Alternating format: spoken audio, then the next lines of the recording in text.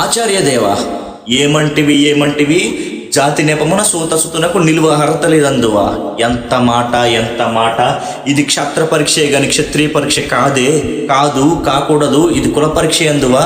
నీ తండ్రి భరద్వాజుని జన్మమెట్టిది, అతి జిగుత్సాకరమైన నీ సమ్మమెట్టిది.